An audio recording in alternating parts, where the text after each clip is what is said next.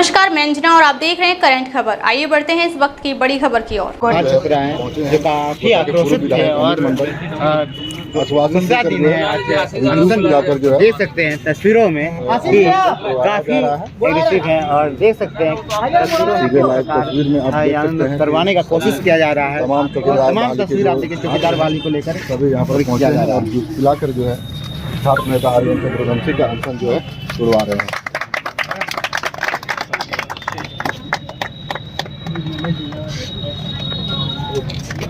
कितना दिन हो गया? ये दूसरा दिन कितना घंटा हो गया? 26-27 घंटा हो गया।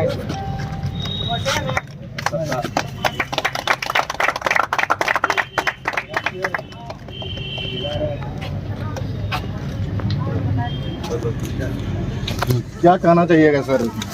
कल से जो है अनशन पर बैठे हैं। झारखंड के जो है मंत्री से भी मिले, डीसी से भी मिले ये लोग, लेकिन अभी तक जो है कोई इसका जो है निराकरण नहीं निकल पाया है। देखिए, मैंने तो जब काउंटिंग हॉल से मैं बाहर निकला था तो मैंने कहा था कि लोगों को यहाँ पर अमित का मॉडल पसंद नहीं आया, इसीलिए नया मॉडल स्थापित किया गया और मुझे उम्मीद थी कि उस मॉडल में यहाँ पर क्विक एक्शन होगा, त्वरित कार्रवाई होगी, जो बात कहा गया था चुनाव में। लेकिन दुर्भाग्य की बात है कि चाहे अतिक्रमण का मामला हो और चाहे ये भूख हड़ताल अनशन का मामला हो, किसी में भी पॉजिटिव जो है स्टेप नहीं लिया गया। मुझे याद है कि जब आपका जो अतिक्रमण का मामला हो रहा था, आपका अनुसूचित जाति के लोग जो थे लोहिया नगर के पास, अमित मंडल था जो अतिक्रमण को रुकवाया था। अमित मंडल ने कहा था कि ये अतिक्रमण नहीं होगा क्योंकि सबसे पहले इनकी बंदोबस्ती होगी, तब होगा, रुका भी था। तो मुझे लगता है कि इन सब चीज़ों के स्तर पर लॉजिकल तरीके से आपको इन सब बातों को रखना चाहिए, जो नहीं रखा गया। दुर्भाग्य है कि मैंने विधानसभा के सत्र में कई बार सरकार युवाओं के मुद्दों को उठाया था और उसका परिणाम भी निकला। बहुत में सफलता मिली, कुछ एक में सफलता नहीं मिली, लेकिन हम लोगों को प्रयास नहीं छोड़ना चाहिए। और चौकीदारी बहाली में निश्चित तौर पर अनियमितता हुई है। भीड़ संख्या के बाहर के लोग यहाँ आए हैं, बाहरी लोगों का प्रवेश हुआ है। यहाँ पे जो कहा गया है कि क्वेश्चन पेपर लीक हुआ है, उसकी भी जांच होनी चाहिए और तमाम ऐसे मुद्दों की जांच होनी चाहिए। उसको लेकर मैं आज यहाँ पर उपस्थित हुआ हूँ। एक आवेदन उनके तरफ से मिला है, डेलीगेट जितने भी प्रतिनिधिमंडल।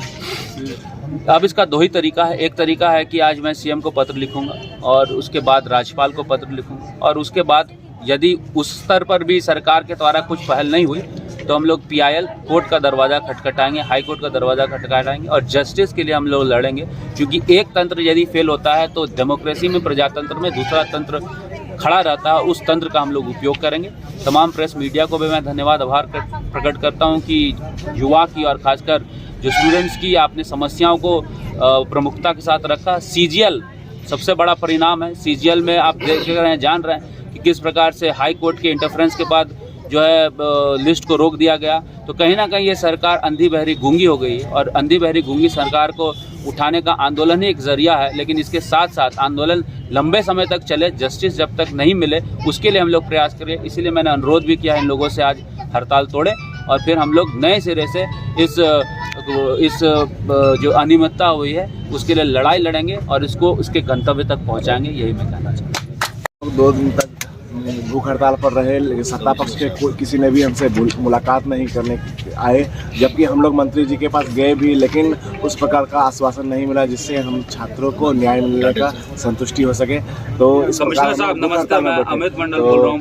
माननीय पूर्व विधायक श्री अमित मंडल जी आए, इन्होंने हमें आश्वासन दिलाया है कि हम आपके अधिकार। चौकीदार बहाली की जो है मांग को लेकर लोग जो है यहाँ पर आंदोलन कर रहे थे, तो इनका कुछ 4-5 बिंदु है।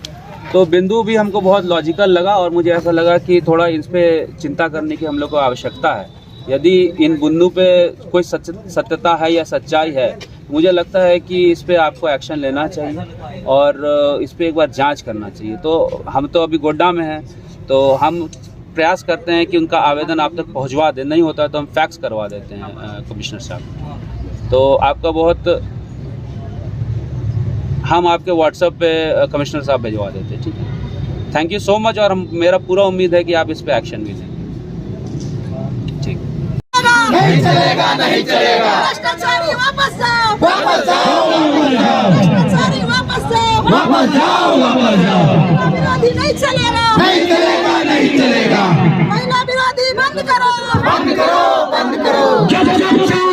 आप सोच के दिखा दीजिए लतौना कहीं आई है। लतौना बीट क्षेत्र में नहीं, लेकिन ये तो है ना दिघी है, लेकिन लतौना के प्रवेश पत्र कैसे जारी किया? नहीं ना, दिघी जो बोल रहा है यहाँ पे कि दिघी तो लतौना पंचायत का है। इसका पंचायत है लतौना, और दिघी का पंचायत कौन है? सबका अलग अलग है। इसमें जो है लतौना बीट कहीं है ही, ठीक है।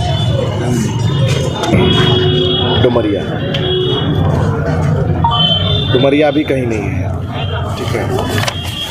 और ये जो है आपको दिखाते हैं, ये जो है बलिया का एडमिट कार्ड जारी हो गया। कोई अपना बलिया नहीं है,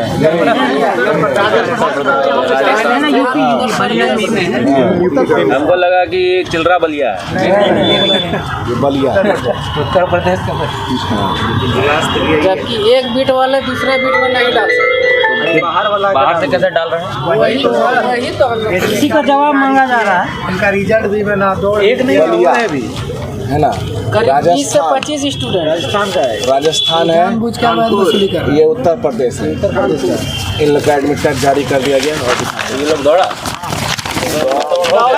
दौड़ के लिए इन लोग का जो है अनुमति पत्र जारी कर दिया गया। 4900, 50 47, 50 48, ये 3 रोल नंबर जो है देखिए, जो पत्रगामा क्षेत्र से नहीं आते हैं, बीट क्षेत्र से नहीं। 4900, 50 47, 30 47, ये जो है इनका रिजल्ट दे दिया गया है दौड़ के।